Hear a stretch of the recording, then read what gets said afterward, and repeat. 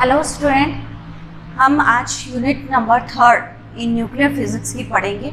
हम first unit पढ़ चुके हैं जिसमें आपने न्यूक्लियस की प्रॉपर्टीज़ के बारे में, मास स्पेक्ट्रोग्राफ के बारे में, आपकी रदरफोर्ड स्कैटरिंग के बारे में, ये मेन टॉपिक आपने पढ़ ली। नेक्स्ट सेकेंड यूनिट में हमने क्या पढ़ा था? न्यूक्लियर फिशन पढ़ा था। फिशन क्या होता है? भारी नाभिकों के रूप में टूटना, ठीक है ना। अब आपके क्या भारी नाभिक जब हल्के नाभिक में टूटना तो वो फिशन है। फिशन से रिलेटेड हमने बहुत सारी चीज़ें इसमें पढ़ ली है, जैसे परमाणु बम पढ़ लिया हमने भट्टी पढ़ ली, उसके यूजेस पढ़ लिए, कितने प्रकार के होते हैं, ये सब चीज़ें हमने उस यूनिट में कंप्लीट कर ली। आज हम यूनिट नंबर 3 पढ़ेंगे जो रिलेटेड है नाभिकीय संलयन से रिलेटेड, यानी कि न्यूक्लियर फ्यूजन से रिलेटेड, ठीक है। अब ये कॉन्सेप्ट कहाँ से आया था कि न्यूक्लियर फ्यूजन होता क्या है, क्या ऐसा हुआ था? तो ये कॉन्सेप्ट आया था कि हमारा जो सबसे पास जो कोई तारा है वो है सूर्य। अब सूर्य में हमें प्रतिदिन कितनी large amount of huge amount of हमें क्या रेडिएशन एमिट करता है। तो बहुत सारे साइंटिस्ट इससे हुए कि ये इतनी लार्ज अमाउंट ऑफ रेडिएशन कैसे एमिट करता है, इसके अंदर क्या ऐसा भंडार है जो करोड़ों वर्षों से हमें इतनी ऊर्जा दे रहा है। कितनी ऊर्जा है? 4 × 10⁻26 4 × 26 जूल ऊर्जा हमें प्रति सेकंड देता है, ठीक है।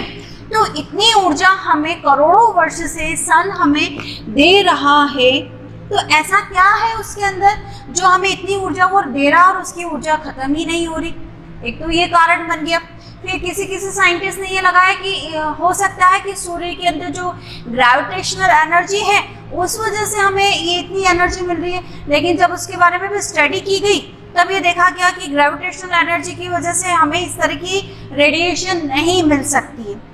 फिर उसके बाद में ये देखा गया कि हो सकता है कि सूर्य के अंदर ऐसे एलिमेंट हैं, इतने भारी तत्व हैं जो कि हमें वो फिशन कर करके हमें एनर्जी गिव अप कर रहे हैं। क्योंकि आपके फिशन में मैंने आपको बताया था कि जो भारी नाभिक है वो हल्के नाभिक में टूटते हैं तो huge amount of energy give up करते हैं, इमिट करते हैं।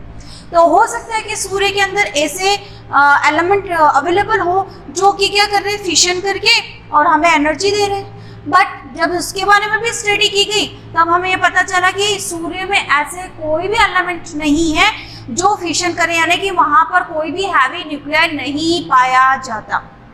फिर क्या किया गया?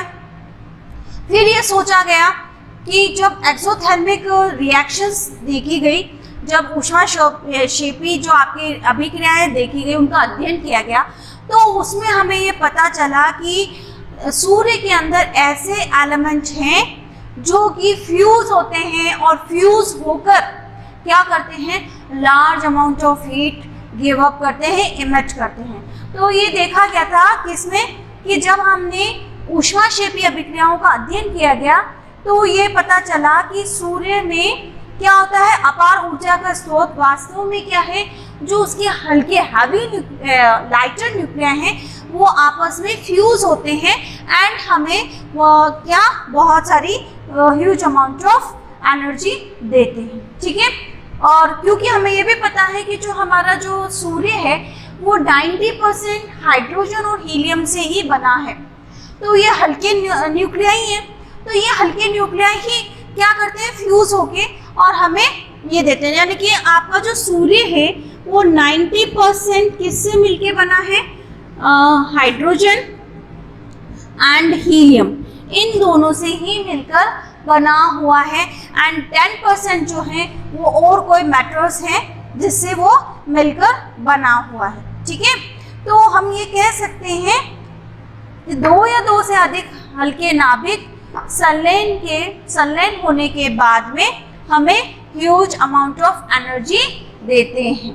तो आपका नाभिकीय संलयन क्या हुआ, जब 2 हल्के नाभिक आपस में मिलते हैं तो क्या होते हैं, बहुत ज़्यादा एनर्जी गिव अप करते हैं, एक भारी नाभिक का निर्माण करते हैं। जब 2 या नाभिकीय संलयन क्या है, जब 2 या 2 से अधिक हल्के नाभिक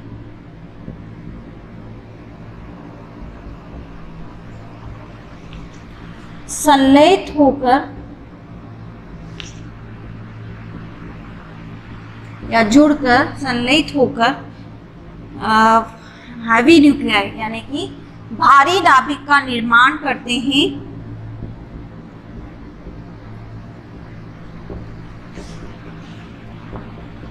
भारी नाभिक का निर्माण करते हैं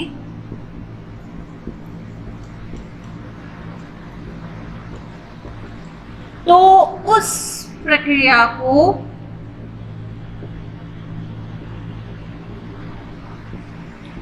हम नाभिकीय संलयन कहते हैं। ये जनरल है, स्टार का तो मैंने सिर्फ आपको एग्जांपल दिया है, सन का एग्जांपल दिया है। बाकी आपका फ्यूजन क्या है, जब दो या दो से अधिक हल्के नाभिक आपस में संलयित होकर भारी नाभिक का निर्माण करते हैं तो इस प्रक्रिया को हम क्या कहते हैं, नाभिकीय संलयन कहते हैं। इंग्लिश में कैसे बोलेंगे, when two light nuclei fuse together in form of and make heavier and stable nuclei, then this process is known as nuclear fusion। अब आपके न्यूक्लियर फ्यूजन होने के लिए भी टर्म्स एंड कंडीशन है, इसलिए सन में ये चीज पॉसिबल होती है। क्या होना चाहिए, एक तो हाई टेम्परेचर होना चाहिए, 10 की पावर 7 से 10 की पावर 8 केल्विन तक। अगर आपको किसी चीज को फ्यूज कराना है, नाभिकीय संलयन कराना है, तो फर्स्ट कंडीशन क्या होना चाहिए, उच्च ताप होना चाहिए।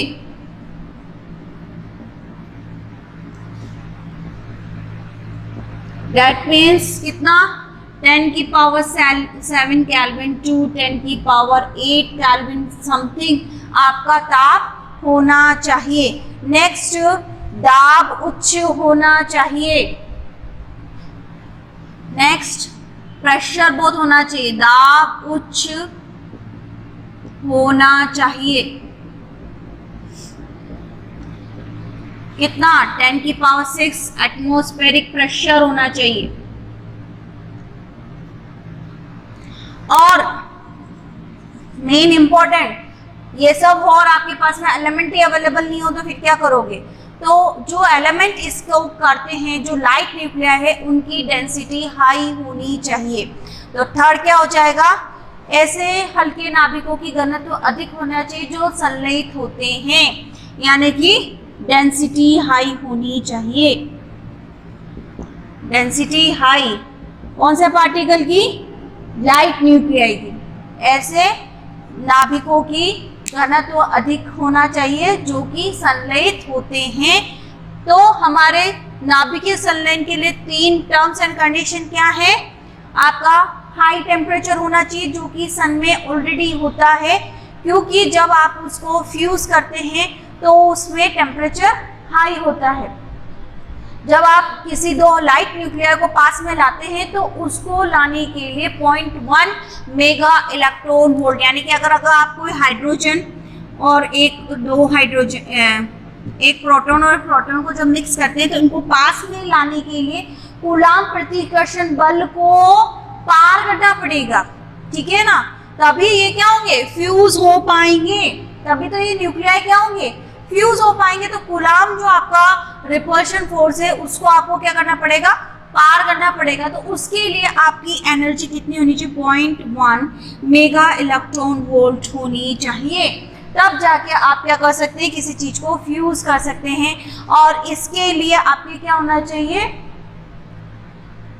जब आपका ताप कितना हो, ये तभी पॉसिबल है जब ताप 10 की पावर 7 केल्विन टू 10 की पावर 8 केल्विन हो, और ये आपके सन में मौजूद होता है। इसलिए सन में आपका न्यूक्लियर फ्यूजन वाली रिएक्शन कंटिन्यूसली चलती रहती है, ठीक है।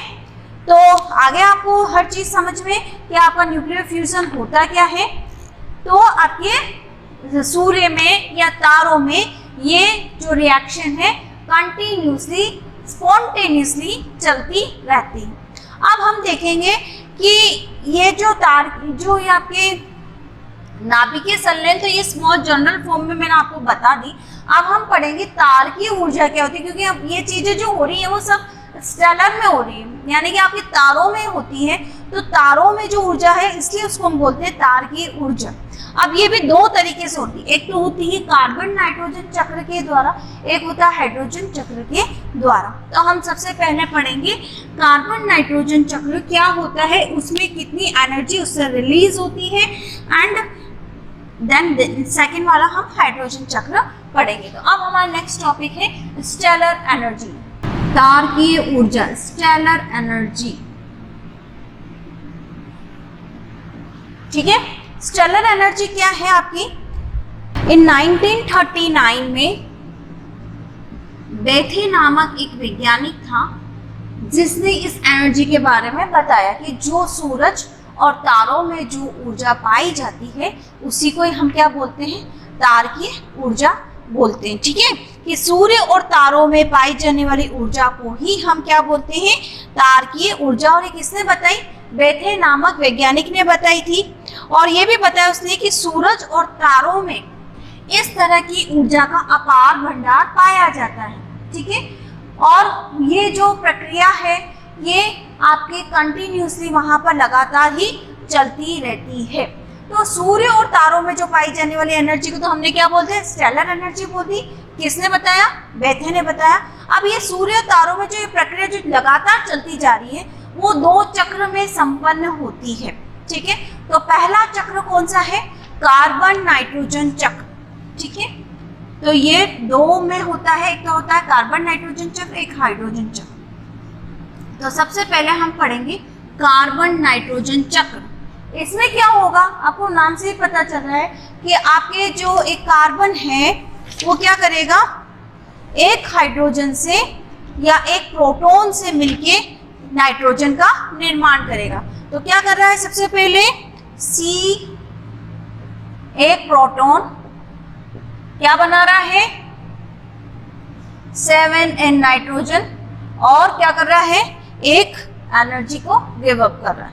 फिर वापस ये जो अनस्टेबल बना है ये क्या करेगा, स्टेबिलिटी के लिए 6C13 plus 1 progesterone plus neutrino plus E energy give up करेगा। नेक्स्ट 6C13 वापस ये अनस्टेबल है, ये वापस एक प्रोटॉन से रिएक्ट करेगा, 7 नाइट्रोजन बनाएगा प्लस आपके एनर्जी देगा। नेक्स्ट वापस क्या होगा, ये नाइट्रोजन 1H1 प्रोटॉन से वापस करेगा, फिर क्या बनेगा,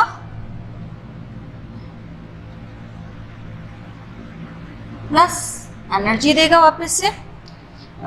एनर्जी तो है ये न्यूट्रिनो, प्रोजेस्टेरोन और एनर्जी। नेक्स्ट वापस आपका HN15, गलत लिख दिया, ये जो है आपका बनेगा ऑक्सीजन। ठीक है, प्लस एनर्जी बनेगा। नेक्स्ट क्या हो जाएगा आपके, नेक्स्ट होगा आपका जो 8O15 है, ये अनस्टेबल है, ये किस में चेंज हो जाएगा आपका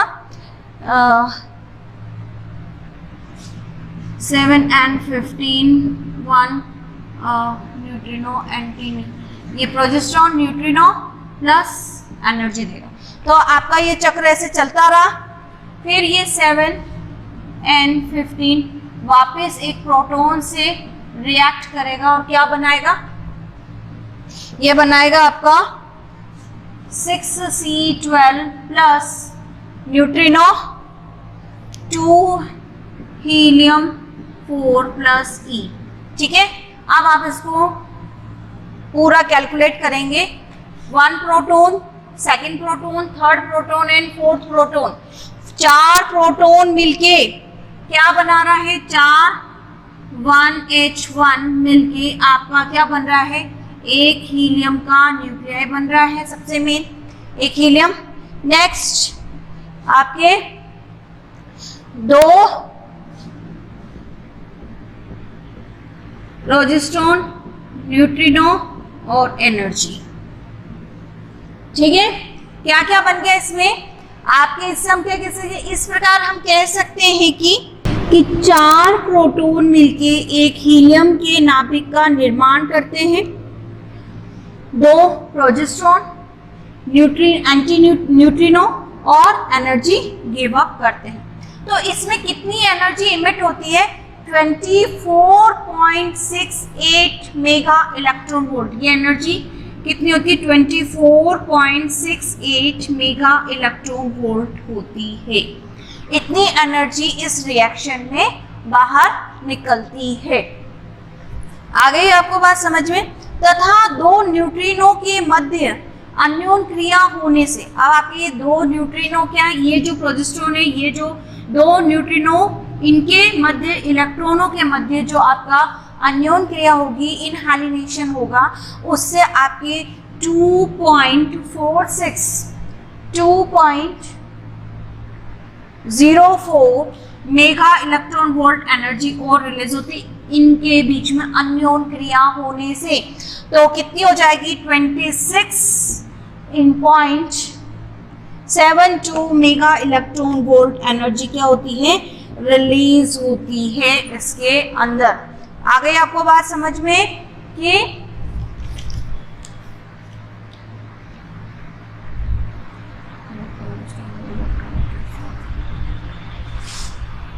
हमारा कार्बन नाइट्रोजन चक्र में क्या होता है? कार्बन एक प्रोटॉन के साथ अनस्टेबल नाइट्रोजन वापस unstable carbon, progesterone, neutrino energy give up करता है। देन अनस्टेबल कार्बन वापस एक प्रोटॉन के साथ अन्य क्रिया करता है, आपकी नाइट्रोजन बनता है, सम एनर्जी निकलती है। वापस ये नाइट्रोजन एक प्रोटॉन के साथ अनस्टेबल ऑक्सीजन और आपके क्या बनता है? Energy give up. ये अनस्टेबल, वापस नाइट्रोजन के अनस्टेबल में, ये अनस्टेबल वापस है। तो 4 आपके क्या है? 1 2 3 4। ये 4 जो प्रोटॉन है मिलकर एक हीलियम के नाभिक का निर्माण करते हैं, 2 प्रोजेस्ट्रॉन देते हैं, एंड न्यूट्रिनो और एनर्जी, कितनी एनर्जी देते हैं? 24.68 mega electron volt energy emit करते हैं। नेक्स्ट, ये 2 प्रोजेस्ट्रॉन इलेक्ट्रॉनों के साथ क्या करते हैं? विलोपित होते हैं। विलोपित होने से वो कितनी एनर्जी क्या करते हैं? 2.04 मेगा इलेक्ट्रॉन वोल्ट एनर्जी ये भी इमिट करते हैं। तो टोटल एनर्जी कितनी हो गई? 26.72 मेगा इलेक्ट्रॉन वोल्ट एनर्जी इसमें निकलती है। आ गई आपको बात समझ में? लेकिन हमारे सन में ये वाली चीज नहीं होती। क्यों नहीं होती? क्योंकि सन में आपको क्या है? सन का जो ताप है वो जो आपके दूसरे जो तारे हैं उनसे कम है, तो उसमें ये एनर्जी, ये जो रिएक्शन है वो पॉसिबल नहीं होती। इसलिए वहां पर कौन सी रिएक्शन होती है? प्रोटॉन प्रोटॉन चक्र वाली रिएक्शन, यानी कि प्रोटॉन प्रोटॉन साइकिल वहां पर अवेलेबल होता है। इसको हम नेक्स्ट लेक्चर में स्टडी करेंगे। Okay, thank you.